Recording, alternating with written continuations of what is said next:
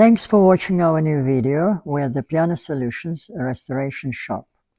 And we, of course, share with you a lot of things about restoration and the tools that we created that help us to restore the piano.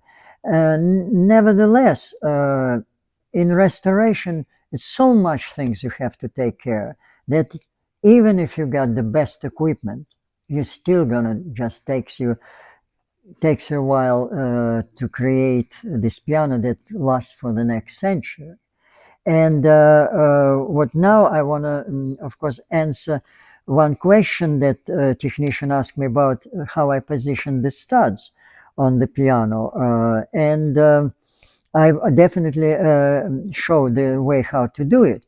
But on this particular piano, it's a Steinway Model S. This piano is unique because of this is first of all smallest piano that create sound that surround you instead of when you play on a concert grand on 9-footer or let's say Bösendorf or Imperial. You basically don't hear much sound. You get all this noise that's coming from the front of the piano and the sound goes aside. These pianos, models, smaller models, especially Steinway S, is unique. It means when you play these pianos, they surround the sound. The sound just surround you, and you experience just a really just nice touch with the music. And in order to make it right, this piano, that's what you have to take care about: pin block, about soundboard, about bridges, and of course action keys. It's so many things you have to take care. And this particular piano is unique because the soundboard was, well, let's say, untouched or just in a mint condition. What it means, why it's so valuable. The valuable is because about 1,000 pianos that I did like last 35 years, probably 1% only pianos just can be in this condition. That's we consider it's like a jewelry, like a jewel, like a diamond of Steinways. It's a very unique piano. As once it's be restored, that we of course finish it in maybe next couple months, that's going to be unique piano.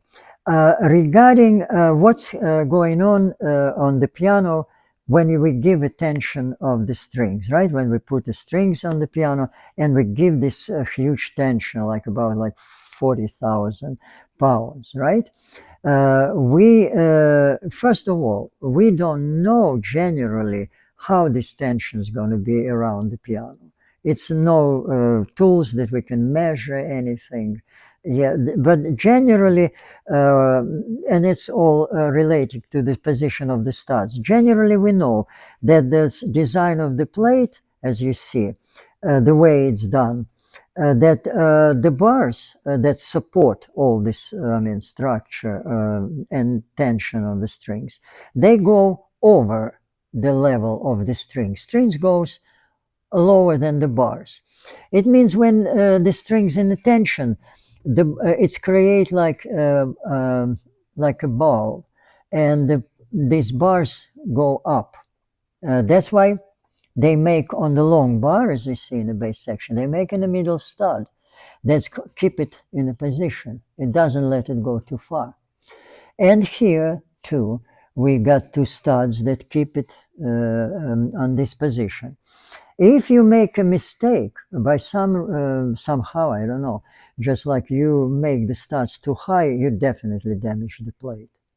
And that's why there is this certain way to position them. It's several ways. One is up. We already talked about dangerous position.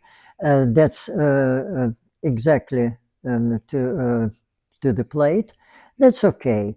But as you already understand that overall piano's bars goes up, that's why it's a good idea to get a gap between the plate and the studs.